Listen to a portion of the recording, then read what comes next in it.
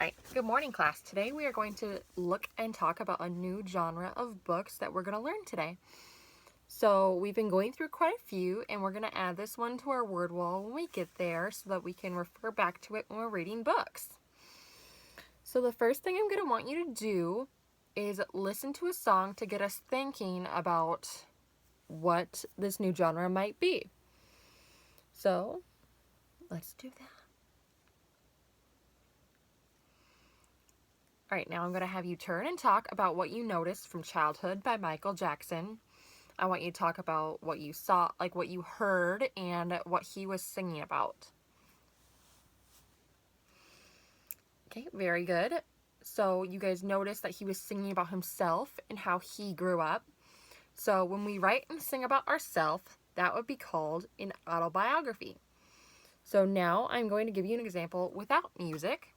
So if I'm thinking about myself, I grew up here and I am a teacher and I am 20 years old and I have 8 brothers and sisters, and I really hope one day that I get to be a classroom teacher.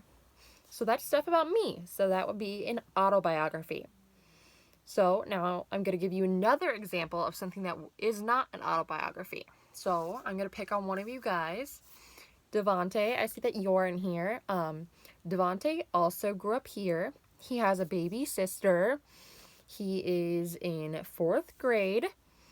He really likes to play with cats. Those are his favorite animal. And he also really likes to play with Spider-Man toys.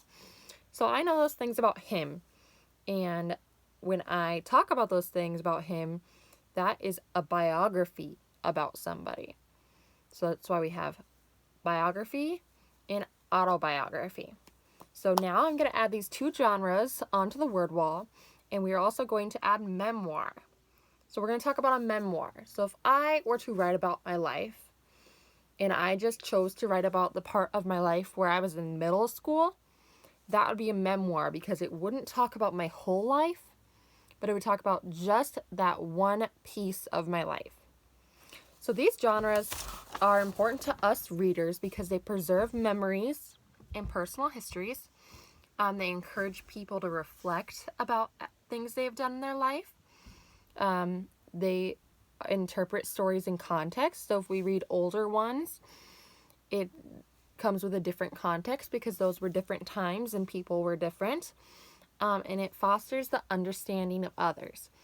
So when we think about the quote, stepping into somebody else's shoes, that's what you do when you read their autobiography or biography or memoir, because you have to think as they do or think like they did, because then you'll feel what they were feeling and you learn about why they did what they did.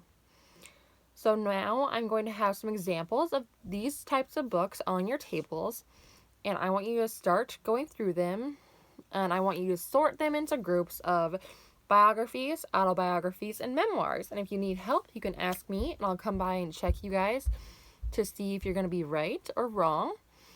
So let's see how you do.